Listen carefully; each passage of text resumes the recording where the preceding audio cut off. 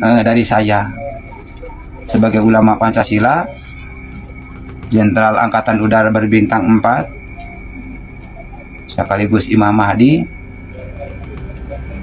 hanya bisa menyampaikan kepada pengikutnya, umatnya yang ada di sini dan yang ada di TikTok juga, yang mengakui, yang telah menonton dan yang telah mengikuti, sama. Ada seorang bapak-bapak mengaku menjadi Imam Mahdi. Ingat Bapak Ibu, yang mengaku menjadi Imam Mahdi itu setiap tahun akan ada. Setiap tahun akan ada. Pertanyaannya adalah, kok bisa ada orang mengaku Imam Mahdi?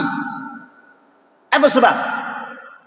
Sebabnya dha'ful ilmi, kekurangan pengetahuan tentang ilmu.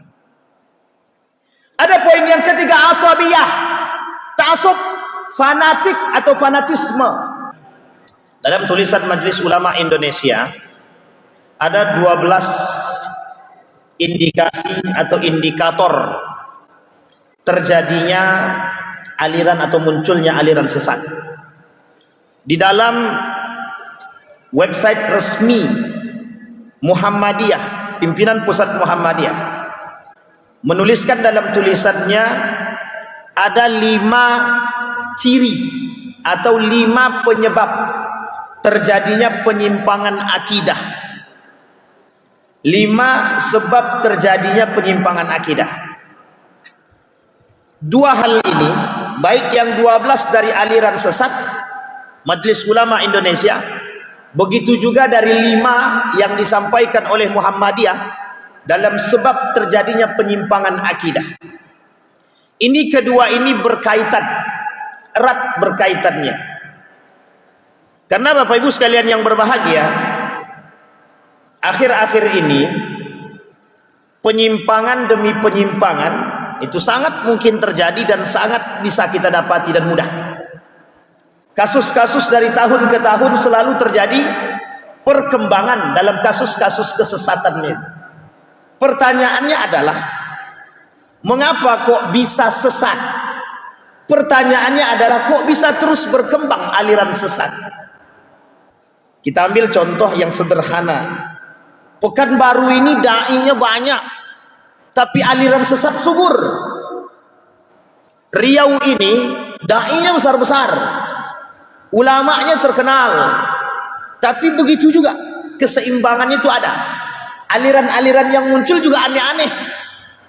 Di Jawa itu banyak sekali para ulama-ulama ternama, tapi uniknya di tengah ulama-ulama yang alim, yang begitu tenar dengan ketenarannya, juga muncul aliran-aliran yang sesat.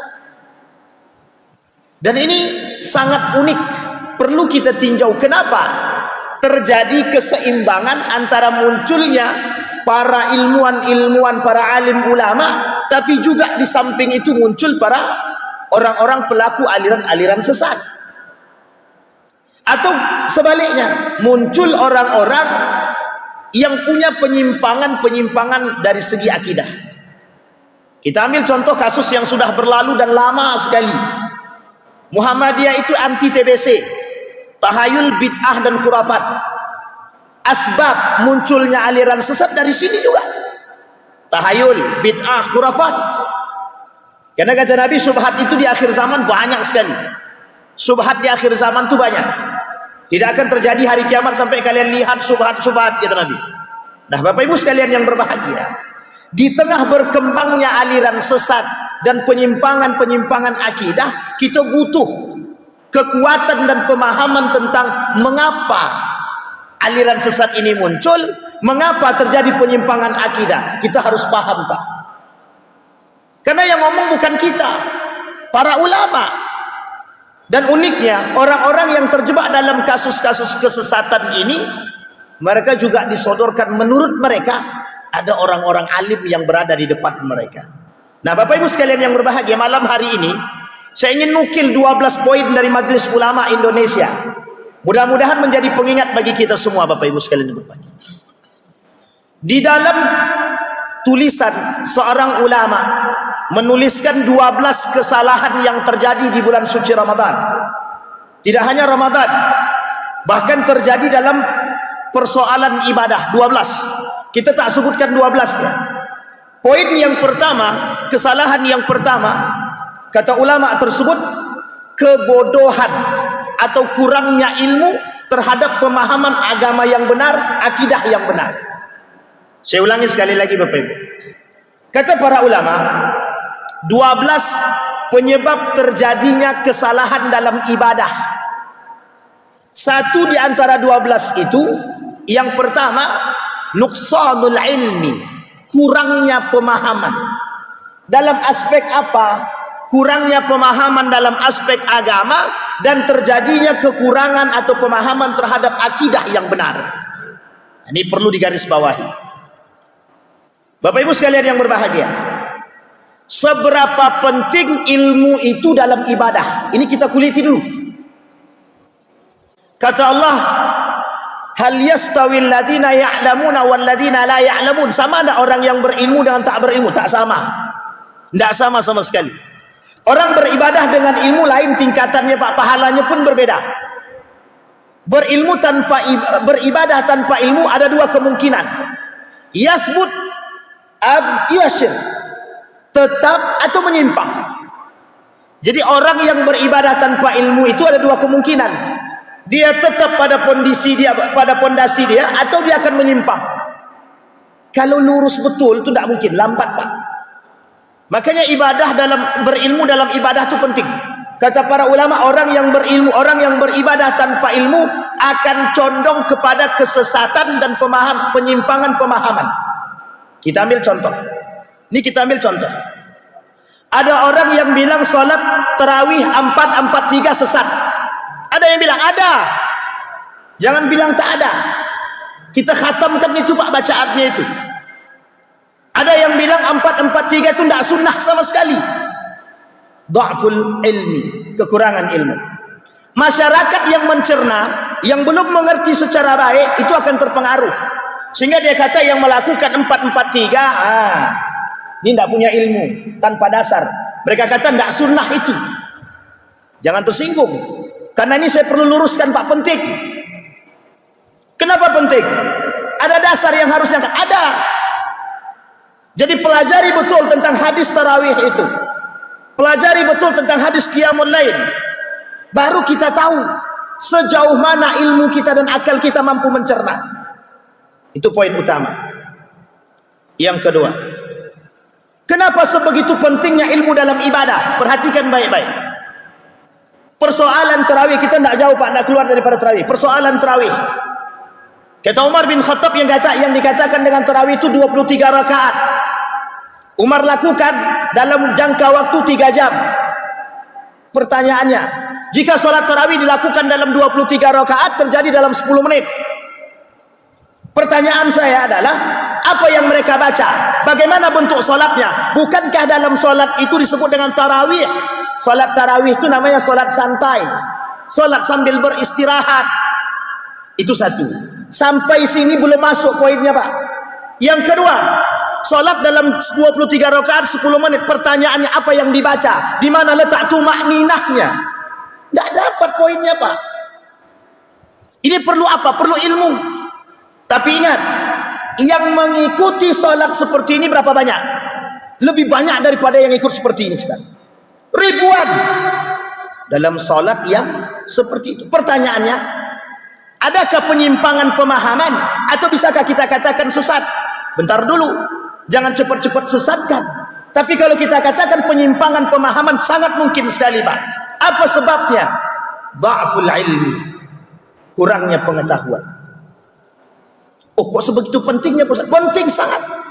Ada orang beribadah, mohon maaf, seorang imam jadi imam. Kata para ulama dan kata Nabi, yang berhak jadi imam itu siapa? Orang yang akra. Diterjemahkan oleh para ulama. Siapa akra tersebut? Akra di sini bukan hanya sekedar bisa membaca Al-Quran, bagus bacanya, bukan. Kalau diterjemahkan kata Imam Nawawi secara detail, orang yang mengerti ilmu agama, mengerti Al-Quran, paham dan bisa menjalankan isi Al-Quran. Lah kalau kita cari yang begitu, berapa banyak yang kita temukan manusia yang seperti itu? Tidak banyak Pak. Sampai di sini bisa dipahami Bapak Ibu. Poin pertama. Sehingga kata Muhammadiyah di dalam tulisan Muhammadiyah, website resminya Muhammadiyah, ada 5 poin terjadi penyebab penyimpangan akidah. Ini sekarang penyimpangan akidah.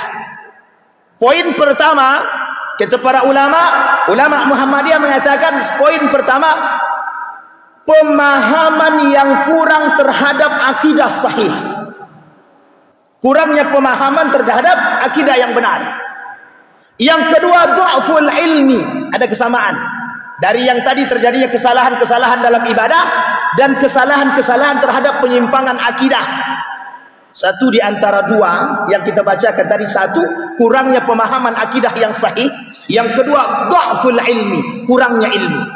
Sekarang kita runut Pak, baru-baru ini muncul ada seorang bapak-bapak mengaku menjadi Imam Mahdi. Ingat Bapak Ibu, yang mengaku menjadi Imam Mahdi itu setiap tahun akan ada. Setiap tahun akan ada. Pertanyaannya adalah, kok bisa ada orang mengaku Imam Mahdi? Apa sebab? Sebabnya dha'ful ilmi, kekurangan pengetahuan tentang ilmu. Ada poin yang ketiga, asabiyah, ta'assub, fanatik atau fanatisme. Yang ketiga, terjadinya penyebab atau sebab terjadinya penyimpangan, fanatisme. Perhatikan, yang mengaku Imam Mahdi ini itu bukan tidak punya pengikut, ratusan pengikutnya Pak, ratusan. Buya Hamka tidak pernah deklarasi aku ini Imam Mahdi, tidak pernah dia. Bahkan Buya Hamka tidak punya pengikut tetap.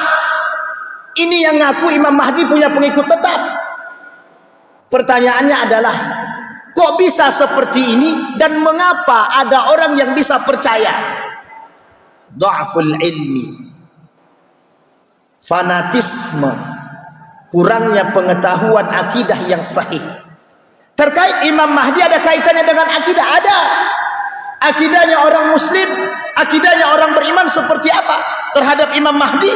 Nah, ini poin penting Pak, dan ini pembahasan khusus. Tidak bisa dibahas dalam waktu yang singkat, tidak bisa. Coba bayangkan, kenapa kok muncul di tengah umat manusia orang-orang yang kemudian mengaku menjadi nabi, mengaku menjadi malaikat, mengaku menjadi Tuhan, dan mengapa mereka tidak mengaku menjadi iblis? Tidak ada yang mengaku menjadi syaitan, tidak ada. Kenapa? Karena kata syaitan, manusia itu, setan itu terbagi dua. Kata Allah, setan itu terbagi dua, minal jinni wal ins. Setan itu ada dua, satu dari bangsa jin dan yang kedua dari manusia itu sendiri. Makanya tidak ada manusia yang mau ngaku jadi setan, itu tidak ada. Kenapa? Karena setan.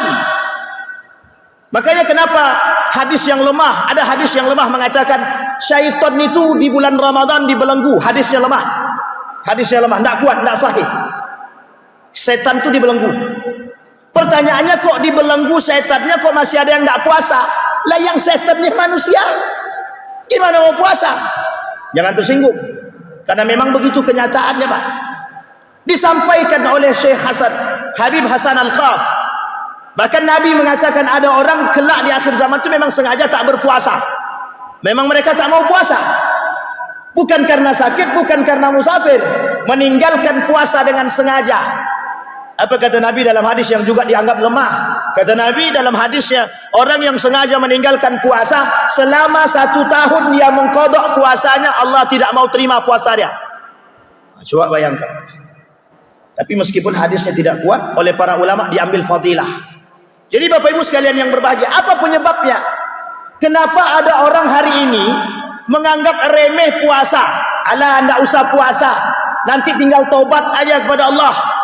Yattakiluna bi'afwillah wa yuhmiluna al-amal. Kata Imam Al-Ghazali, orang seperti ini meremehkan, orang seperti ini memudahkan ampunan Allah dan meremehkan ibadah-ibadah, termasuk puasa itu sendiri. Padahal puasa ini Bapak Ibu sekalian yang berbahagia, kata Hasan Al-Banna, pembentuk karakter. Pembentuk karakter. Lah kalau karakternya seperti ini, bulan Ramadan harusnya bisa membentuk karakter dia, tapi tak jadi bentuk Pak. Oleh ulama yang lain mengatakan Ramadan ini tempat ketakwaan tertinggi. Kata para ulama, Ramadan tempat untuk menilai ketakwaan seorang tertinggi. Karena di Ramadan disediakan lapangan ketakwaan dan pahala yang begitu luas. Tapi kok bisa salah pemanfaatan? Yang harusnya kita mengejar pahala, yang harusnya kita memperbaiki ibadah, kok bisa? Kita lagi sedang tidak mengkritik orang, tapi kita ingin mengatakan mengatasi problem. Jangan sampai umat muslim tertipu dengan kondisi-kondisi hari ini. Apa contohnya? Jangan sampai tertipu dengan persoalan-persoalan tersebut. Termasuk persoalan salat tarawih yang 23 rakaat dikerjakan dalam 10 menit. Bapak Ibu sekalian yang berbahagia, ini harus kita jadikan perhatian. Kenapa? Ini saya sampaikan Bapak Ibu. Karena manusia, orang beriman akan nyaman dengan salat. Orang yang tidak beriman akan cari di mana masjid paling cepat selesai sholatnya. Betul apa salah? Bapak-bapak, betul apa enggak? Betul gitu deh. Dicari yang paling cepat.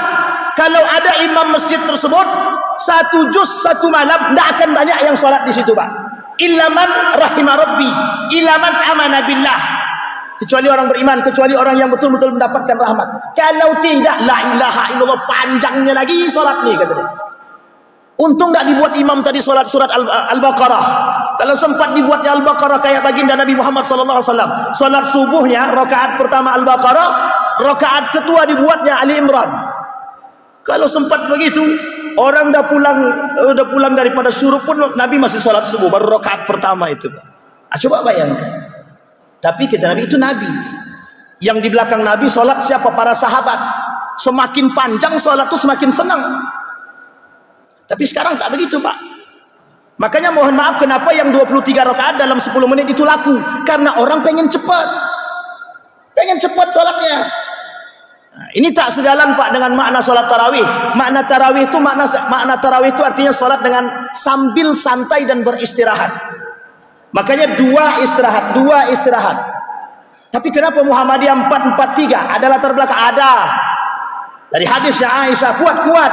Hanya saja para ulama mengatakan hadis ini untuk salat witir. Yang penting bukan witirnya. Nabi cuma katakan dalam hadisnya bukan tarawih. Yang disebutkan Nabi dalam hadisnya man qama ramadana imanan wahtisaban. Apa arti qama? Menghidupkan malam. Maka kata para ulama, perbedaan pendapatnya terletak pada kalimat qiyamul lail. Ini poin penting, Pak. Jadi jangan salah paham. Bukan berarti Muhammadiyah melakukan itu tanpa dasar. Muhammadiyah ini melakukan ijtihadnya, Bapak Ibu, bukan sebentar. Muhammadiyah ini berdiri 1900 berapa, Bapak Ibu, ada yang tahu? 12. Indonesia belum merdeka. 1926 baru berdiri Nahdlatul Ulama. 1926 baru berdiri Pondok Pesantren Darussalam Gontor yang belajar kepada Pondok Pesantren Muhammadiyah. Jadi ijtihadnya bukan tanpa sebab. Ijtihadnya dengan ilmu, tidak sembarangan. Baik, itu poin yang ketiga. Maka dalam terjadinya penyimpangan akidah, itu yang pertama, kurang pemahaman akidah yang benar. Itu terjadinya kenapa khurafat, tahayul, bid'ah itu orang yang kurang memahami tentang akidah sahih, akidah yang benar. Yang kedua, dha'ful ilmi, kurangnya ilmu. Kenapa terjadi kurangnya ilmu? Tak mau belajar. Bapak Ibu sekalian yang berbahagia, menuntut ilmu agama wajib bagi siapapun. Ilmu agama ini wajib bagi siapapun. Mau dia nanti latarnya ekonom, mau dia teknik sipil, kedokteran, dokter gigi, dokter hewan, dan dokter apapun, belajar ilmu agama wajib. Yang lain daripada itu ilmunya sunnah muakkadah. Bahkan ada yang mengatakan fardu kifayah. Kenapa begitu? Karena ilmu agama di atas segalanya. Kenapa terjadi penyimpangan? Dha'ful ilmi. Yang ketiga, asabiyah, fanatisme. Yang terjadi hari ini, Bapak Ibu sekalian yang berbahagia, itu bukan fanatik agama, tapi fanatik golongan dan fanatik kepada orang. Kita ambil contoh. Kenapa tahun kemarin ada orang yang menelpon Tuhan, menentukan Idul Fitri, dia telepon Tuhan. Kenapa pengikutnya ratusan? Itu bukan fanatik terhadap agama. fanatik terhadap orangnya. Bukan berpikir dengan ilmu, bukan, tapi karena orangnya. Sama yang terjadi hari ini, yang mengaku Imam Mahdi itu bukan karena agama, bukan karena golongan, tapi karena personnya, Pak, karena individunya. Maka hari ini Bapak Ibu banyak kita temukan orang-orang yang fanatik terhadap golongan dan fanatik terhadap orang, manusia. Saya termasuk orang yang tidak sepakat takzim yang berlebihan kepada orang-orang atau kepada manusia, karena ditakutkan akan terjerumus dalam dua hal. Kalau tidak benar hati dia akan terjerumus dalam takdisun nas, mensucikan manusia melebihi Tuhan, syirik. Hati-hati, Pak. Maka mohon maaf, saya termasuk orang yang tidak sepakat dengan hal-hal demikian, karena kita perlu menjaga hati, kita perlu menjaga kebenaran hati, Pak. Hati-hati terjerumus dalam persoalan-persoalan demikian. Nah, maka kata para ulama, ta'assub terhadap agama itu ada dua. Satu, ta'assub bil ilmi, yang kedua ta'assub bila ilmi.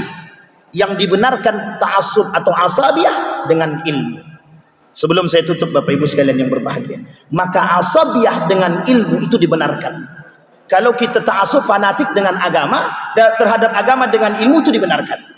Bahkan Allah kata dalam Al-Quran, la taghlu fi dinikum, jangan kalian berlebihan dalam agamamu. Ada alasan, ada. Karena ditakutkan orang yang tidak berilmu berlebihan dalam beragama, yang terjadi cuma dua, mengkafirkan orang dan menyesatkan orang. Cuma itu yang terjadi. Karena konteks ini kata para ulama yang kelak akan banyak timbul di akhir zaman. Hati-hati Bapak Ibu sekalian yang berbahagia. Maka yang dibenarkan oleh agama adalah fanatik terhadap agama dengan ilmu. Kalau orang sudah radikal terhadap agama dengan ilmunya, dia bisa membedakan mana yang hak dan mana yang batil, mana yang benar, mana yang salah, dan mana yang sifatnya furu', mana yang sifatnya tidak furu'. Bisa dipahami Bapak Ibu sekalian yang berbahagia?